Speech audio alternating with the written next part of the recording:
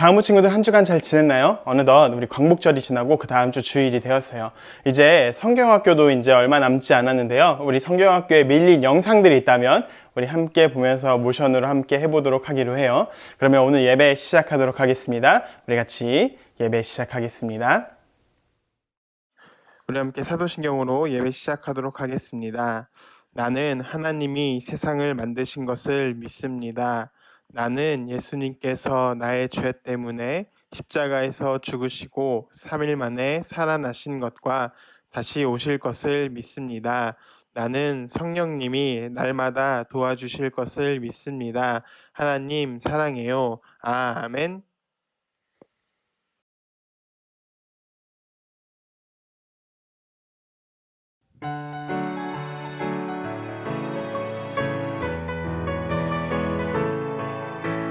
성경을 읽다 보면 솔로몬과 같은 지혜 얻을 수 있고 요셉 같은 굳센 믿음 가질 수 있죠. 바울같이 변화되는 새 힘이 있죠. 다 같이 읽어요. 하나님 말씀을 사랑하는 마음부터 생길 거예요. 기쁨이 넘쳐 흘러요.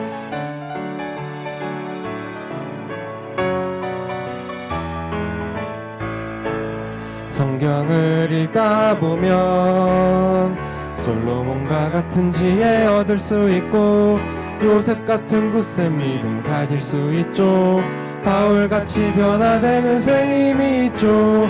다 같이 읽어요. 하나님 말씀을 사랑하는 마음부터 생길 거예요. 기쁨이 넘쳐 흘러요. 우리 같이 말씀 보도록 하겠습니다. 오늘 말씀은 요한복음 10장 11절이에요. 우리 같이 함께 읽어볼까요? 시작! 요한복음 10장 11절 말씀. 나는 선한 목자라. 선한 목자는 양들을 위하여 목숨을 버리거니와.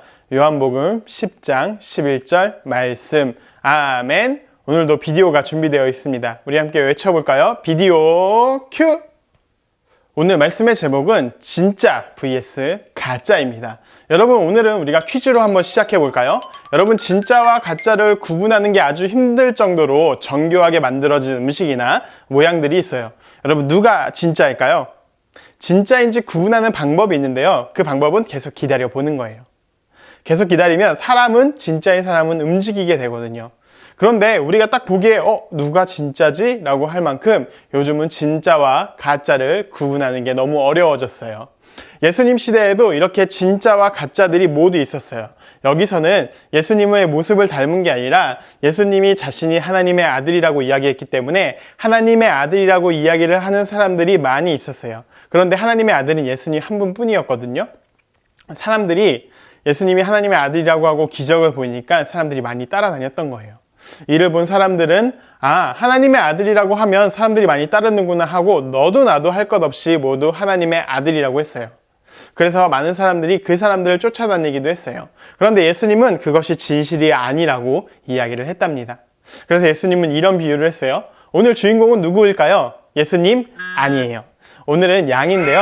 양은 우리가 보기에 아주 귀여운 동물이지만 사실 사람이 양을 관리해주지 않으면 양은 아마 지구상에서 없어졌을지도 몰라요. 왜냐하면 양은 아주 눈이 나빠서 늑대가 와도 늑대를 잘 보지 못하고요.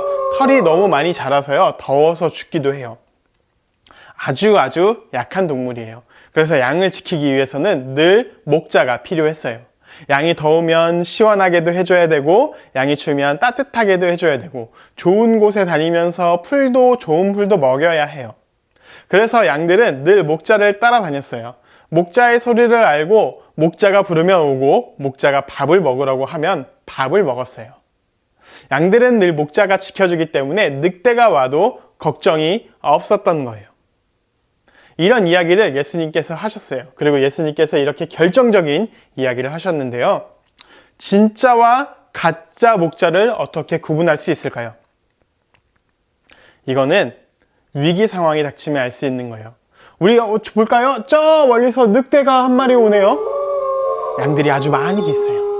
위험해요. 이 양들이 저 늑대에게 다 잡아먹힐지 몰라요. 이때 양들을 사랑하는 목자들은 늑대와 싸울 준비를 해요. 덤벼라! 난 한 마리도 너에게 뺏길 수 없다라고 이야기하고 그 마음으로 늑대와 싸우게 돼요. 그래서 목자가 조금 다치더라도 양들을 무사히 지켜요. 그런데 가짜 목자는 어떻게 하냐 하면요, 주랭랑을 치는 거예요. 도망가자, 늑대다, 도망가자 이렇게 얘기를 하는 거예요. 예수님은 이런 이야기를 하시면서 자신은 참 목자라고 이야기를 하셨어요. 예수님은 어려움이 와도 목자로서 양인 우리를 버리지 않겠다라고 말씀하신 거예요. 그래서 죄의 문제를 해결하기 위해서 양인 우리를 대신해서 십자가에 못 박혀 돌아가셨어요. 그러면서 우리의 죄를 구원해 주신 거예요.